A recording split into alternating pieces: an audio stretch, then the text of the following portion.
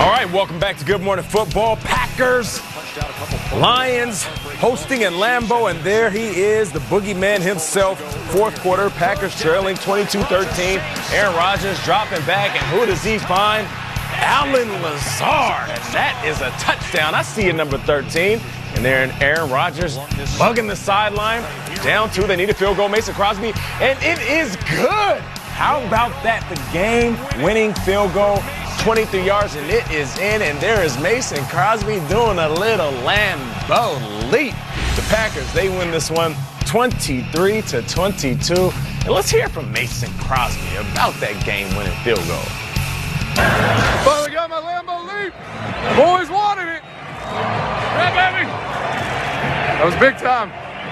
Man, what a great game. That was awesome. Yeah, Lions fans are thinking, wait a second, that's not the highlights. What about the penalties? All right, we'll move right along. From the kicker, we'll Peter. leave from the kicker. They conveniently that highlight. Never mind, we're going to go on here. Week 6. It ended last night with the Lions and Packers, as we saw. Nothing to see here. It's time for me to break out my power rankings for Week 7. The top 5 teams in the NFL right now. We're calling it Fight My 5. We want you at home to come back at us. Bring it. What we got wrong, and you guys at the table are going to do the same. Number 5, I'm going up to the Pacific Northwest, the Seattle Seahawks. Seahawks are my number 5 team. They had a big win in Cleveland. I love the fact that they were down 2 scores and found a way to win. This Seahawks team seems a little different than those Legion of Boom teams. It seems like they are all in on this together, and they're led by the quarterback, not by the defense. And yet, it was the wide receiver group that had us smiling. Jerome Brown. Let's get a look at how they celebrated the big touchdown.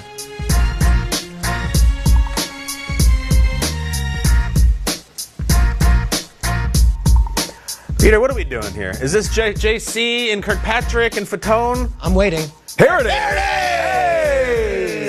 NSYNC always comes on stage late. They make the fans wait. Look, you have an opening act, there's a little pause, and then you do your dance. You gotta let O-Town do their set. That's exactly right. And you know, NSYNC actually tweeted and said they were a 10 out of 10. Is that right? NSYNC actually tweeted them. Yeah. No strings Dave attached. Burleson from Extra Extra dropping that knowledge. Sometimes BB Mac needs to play. All right, number 4. Because we're back here, baby. BB Mac.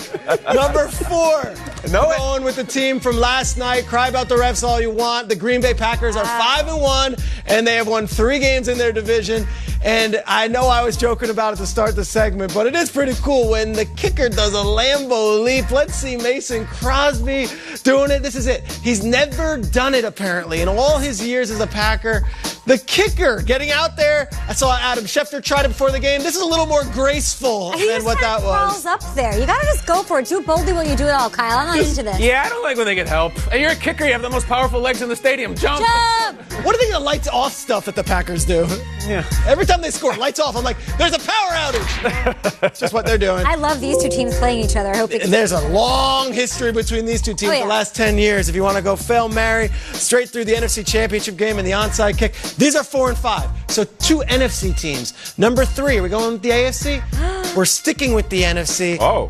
And they might be undefeated, but I don't have them in the top 2 yet. The San Francisco 49ers. 49ers are special. And I'll tell you what, Jimmy Garoppolo in this preseason gave us a lot of reason to be concerned with some interceptions and some bad performances against the Broncos on opening drives. And yet George Kittle, now that they're sitting at 5-0, had a little something to say after Sunday's game. I mean, there's nothing more I love than watching our D-line play. I was sitting there in the third quarter, and I was like, I think this is, the day that Jimmy threw 5 interceptions might have had something to do with our D-line was in his face for 5 straight plays. They're pretty dang good. Maybe that was it. Maybe he was going up against the best defense in the league in practice, and that's why he threw 5 interceptions. I like the take from Kittle. I love the performance from Kittle. Guys, George Kittle was injured on Friday in practice. There was questionable whether he was going to go. Had a huge game, and yet it wasn't even the biggest story. The biggest story was how they shut down that high-flying Rams offense, completely iced them out.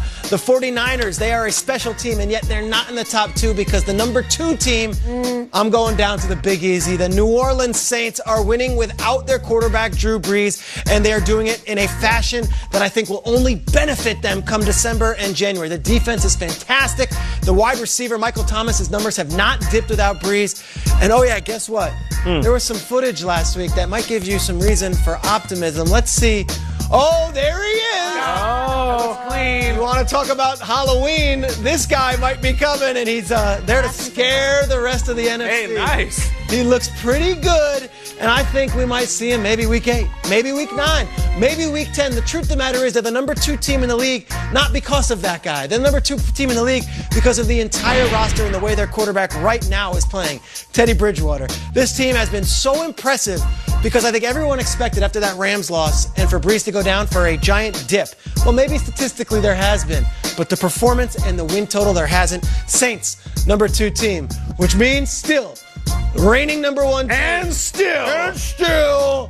Let's go to Foxborough, where the Patriots are the number 1 team. Look, I know that there's been injuries. I know that other guys have stepped up, but I do have my concerns about who Tom Brady's throwing the ball to. There are guys I've never heard of making plays right now, and there's still an expectation that they might bring someone back. I don't know.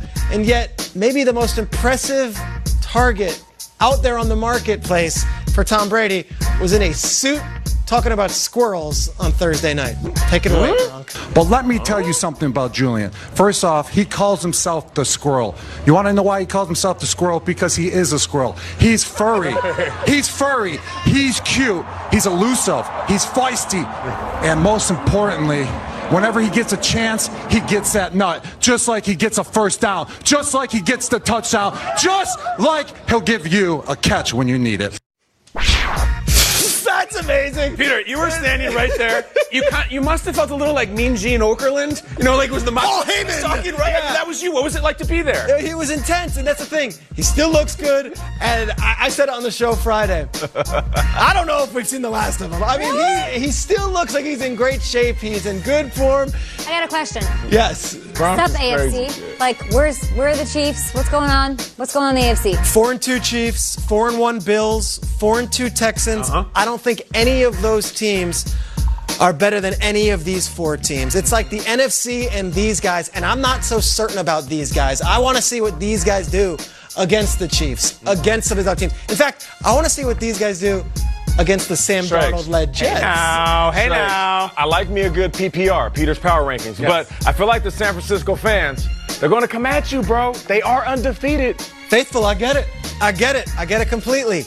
This team's been there. This team's done that. This team right now is the team to beat in the NFC. I like it, Peter. I'm not fighting, Peter. Yeah, I think you got it right. Great job on the NFL. How about the NFC? Good job, man. Who's the team to beat in the NFC East? We'll discuss it. Good question. Good morning, football. I mean, Saquon's coming back. That's a game changer. Does he shift the dynamic? Do the G-men suddenly become contenders? And if you have a youngster who wants to play tight end, what do you do, Kyle?